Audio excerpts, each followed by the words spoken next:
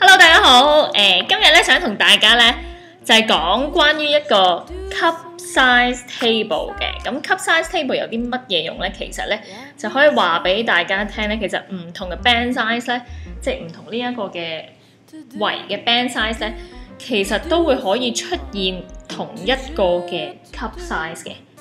胸圍嘅大細。咁點樣睇嘅咧？其實喺我嘅網站入邊咧都會有一個咁嘅 chart 嘅。For example 啦，舉個例啊，我哋喺度睇其中之一個嘅呢一個嘅 chart 啦，就講譬如36先啦。咁36A 咧，36A 個 cup size 啦，呢個 cup size 個杯咧，其實咧就係同34B、32C 同30D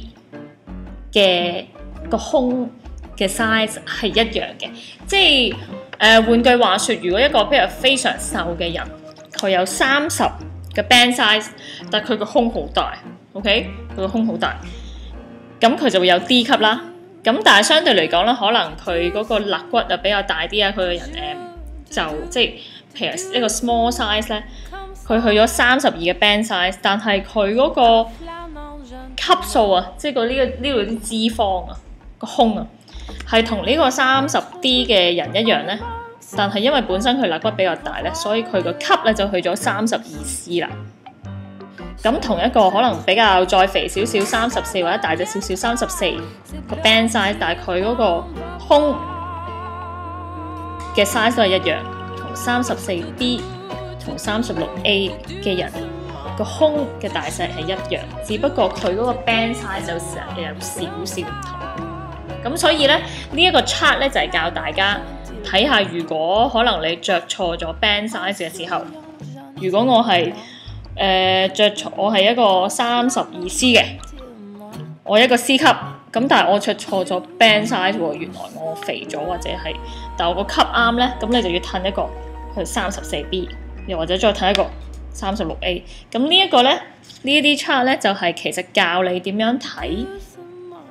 究竟你個 cup size 同邊一個嘅 band size 嘅 cup 係一模一樣。咁呢個就係教大家點睇嘅，即係俾一個實例嚟睇啊。呢個咧，大家睇係咪就咁睇係一模一樣咧？咁其實係一樣嘅 cup size，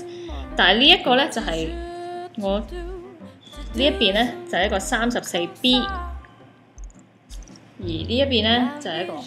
32C。即係代表佢個 cup size 嘅胸咧嘅大細一樣，只不過佢呢個長短咧係有差異嘅啫。咁呢個少少資料都希望大家知道嘅。另外咧如果大家可能買 size 啦，唔知道有啲可能會買一啲出邊買到一啲70啊、70A、